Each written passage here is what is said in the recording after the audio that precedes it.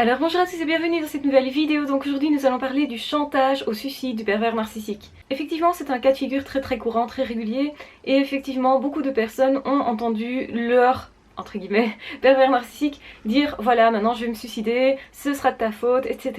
C'est vraiment du chantage, il faut bien faire la distinction effectivement entre un chantage et un passage réel à l'acte. Ça ne veut pas dire que les pervers narcissiques ne peuvent pas passer à l'acte, ça pourrait arriver, généralement ça arrive quand ils sont vraiment isolés, quand vraiment justement ils ne trouvent plus de victimes.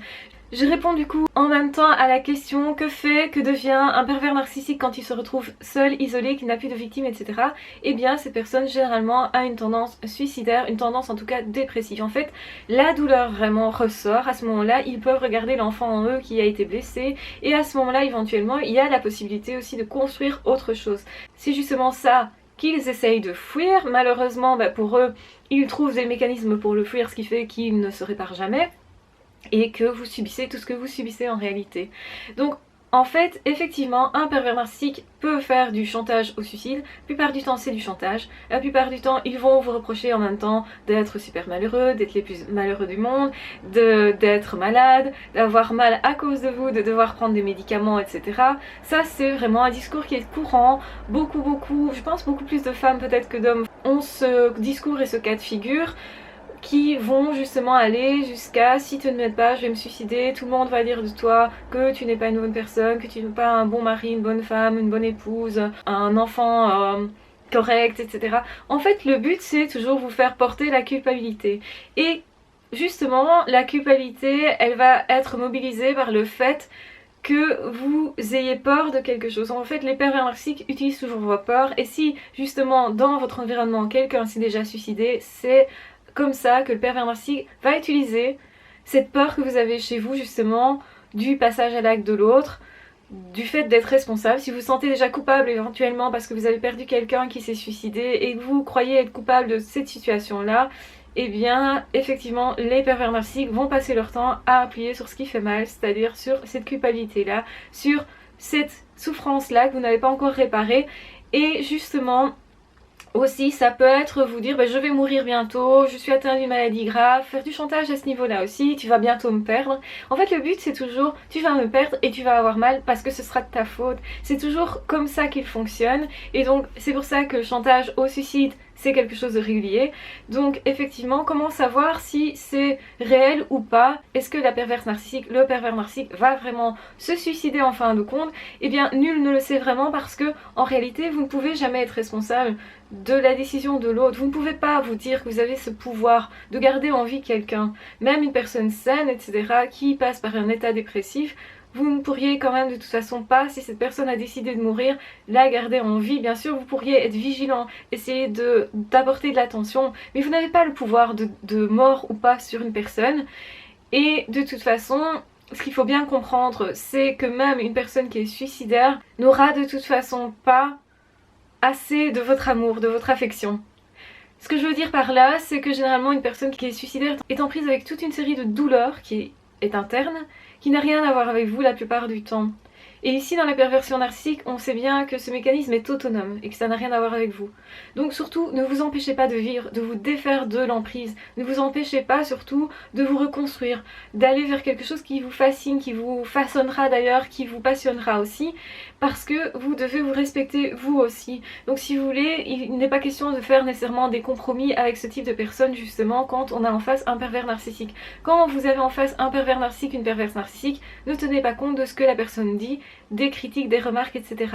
Parce que au final, si vous tenez compte du fait que cette personne risque éventuellement de se suicider, vous allez vous empêcher de vivre et de faire ce que vous voulez faire. Et c'est justement encore de l'emprise, c'est encore de la manipulation. C'est justement à ça que sert cette tendance du pervers narcissique à justement utiliser le risque suicidaire pour surtout vous faire des trucs que vous n'auriez pas fait autrement. Et ça va encore plus vous pousser dans vos retranchements. C'est encore une manœuvre de manipulation parce que c'est du chantage et comme vraiment le mot le dit, du chantage c'est vraiment quelque chose qui est fait pour vous faire croire quelque chose qui n'arrivera pas forcément, mais vous n'avez aucune garantie, donc bien entendu vous n'avez pas la garantie que cette personne ne se suicide pas. Il y a quand même des pervers narcissiques qui arrivent au suicide parce qu'ils se rendent compte du vide en eux et généralement les pervers narcissiques ont à certains moments conscience de cette souffrance, justement de ce vide interne, vont parfois vous le dire: oh mais je suis nulle, je ne suis pas une personne aussi bien que toi, je suis vide intérieurement, et puis ils vont reprendre effectivement du pouvoir, etc. parce que c'est la seule façon qu'ils ont trouvé de se faire exister, d'essayer de combler ce vide là, d'être justement dépendant affectif. C'est parce qu'il y a un vide intérieur aussi, sinon on n'est pas dépendant affectif, il n'y a pas une obligation d'aimer l'autre dans ce cas là. Mais comprenez bien que justement vous n'allez jamais pouvoir complètement guérir quelqu'un, que c'est la personne qui se guérit elle-même, que c'est la personne qui décide d'aller mieux. Tout ce que vous pouvez faire, et ce sera le mieux que vous puissiez faire, c'est d'accompagner quelqu'un, l'amener à prendre conscience de certaines difficultés pour décoincer les choses. C'est d'ailleurs ce que fait un thérapeute. Le thérapeute n'a pas une baguette magique, n'a pas de puissance en réalité, c'est la personne qui se guérit elle-même en étant accompagnée, parce qu'on lui montre une autre façon de voir les choses, parce qu'on lui montre une autre façon de raisonner ou de fonctionner, qu'on lui montre justement qu'il y a des possibles. Ça ne veut pas dire que la personne va prendre ces possibles là, mais au moins va avoir un espoir, et c'est cet espoir qui va l'aider à tenir le coup, à dépasser un cap, à trouver en elle le potentiel nécessaire pour se réparer, pour aller plus de l'avant on va dire, et pour justement dépasser une étape de la vie. Et effectivement, ce que beaucoup de personnes ne comprennent pas, c'est qu'ils n'ont pas le pouvoir de guérir les autres, ils n'ont pas le pouvoir de guérir le pervers narcissique. Et souvent c'est avec cette croyance, parce qu'au fond c'est une croyance, c'est avec cette croyance là que le pervers narcissique va vous utiliser pour vous faire croire que vous pourriez avoir mieux de la relation et que vous pourriez réellement guérir l'autre. Et généralement quand on a cette croyance, qui est un peu une croyance de toute puissance au fond, qui est une façon de se revaloriser, c'est parce qu'on a une faille narcissique, c'est parce que justement on se dit: si je sauve quelqu'un, je vaux quelque chose. Ça veut pas dire que vous pouvez pas aider vraiment beaucoup quelqu'un. Vous savez, éclairer un chemin c'est quand même déjà pas mal, mais vous ne pouvez pas estimer que la réussite ou l'échec de la personne sera de votre faute ou de votre effet. Donc essayez de vous détacher de ça et de vous dire: je fais du mieux que je peux, je me concentre sur ce que moi je peux faire pour une personne éventuellement quand je veux aider une personne, mais surtout je ne serai jamais responsable du résultat, parce que c'est la personne qui elle-même va trouver en elle les forces. Même si une personne va vous dire merci de m'avoir aidé, et c'est vrai que ça a un impact, parfois on est perdu, et une personne qui nous aide, ça a une valeur qui est inestimable quand même, parce qu'on gagne du temps, parce qu'on souffre beaucoup moins, parce qu'on voit beaucoup plus vite clair, parce qu'on a un espoir qu'on n'avait pas, etc. Mais malgré tout, c'est nous-mêmes qui allons trouver nos forces intérieures, et justement ce sont ces forces intérieures là qui vont nous aider à aller mieux. C'est nous-mêmes qui allons nous aider. Et dans le cas d'un pervers narcissique, c'est exactement la même chose. Un pervers narcissique qui ne veut pas guérir, vous n'allez pas le guérir tout simplement. La plupart des pervers narcissiques ne veulent pas guérir. La plupart ne guériront d'ailleurs pas. La plupart risquent effectivement d'aller vers quelque chose de l'ordre de la dépression. Et peut-être aussi, parfois, certains peuvent se suicider. Ça arrive.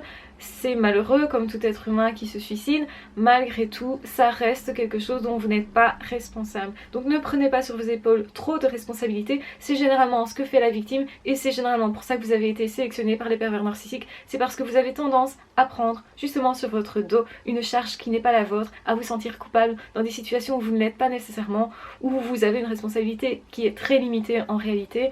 Mais justement le pervers narcissique ne peut pas, ou la perverse narcissique ne peut pas prendre sur son dos une telle responsabilité, une telle charge, parce qu'il y a de l'immaturité, parce qu'ils ne souhaitent pas regarder les choses en face, etc. Et donc vous le faites pour eux, mais vous le faites trop. Et c'est à ça aussi qu'il faut arriver, désapprendre cette responsabilité qu'on se met sur le dos. Donc c'est désapprendre le comportement que l'on a de trop prendre les choses à cœur et sur son dos, alors que ce ne sont pas vraiment nos problèmes. On a déjà assez de nos propres problèmes, de nos propres douleurs, et nous aider dans nos propres douleurs, dans nos cheminements, c'est en fait aider l'autre, parce qu'en faisant ça, on peut effectivement rentrer en contact avec l'autre, on peut apporter aux autres justement par notre chemin. On pense que c'est égoïste de se consacrer à sa propre guérison, en réalité c'est plutôt altruiste, parce que c'est là que vous allez pouvoir communiquer aux autres une façon de faire qui est aussi un témoignage, et ce témoignage là va encourager bien des gens. Si vous voulez aider quelqu'un, aidez-vous d'abord vous, tout simplement. Prenez bien soin de vous. Je vous embrasse très fort, je vous aime très fort. Surtout prenez bien soin de vous, prenez bien soin aussi des personnes que vous aimez. Quand elles peuvent guérir, encouragez-les, mais ne prenez pas sur votre dos des choses dont vous n'êtes pas responsable. Voilà, je vous embrasse très fort, je vous aime très fort. Prenez bien soin de vous, vraiment c'est important. N'hésitez pas à liker, à partager, à vous abonner, à poser des questions, à disliker éventuellement d'ailleurs. Et de toute façon on se retrouve très vite dans d'autres vidéos ou dans d'autres podcasts. Ciao, bye bye!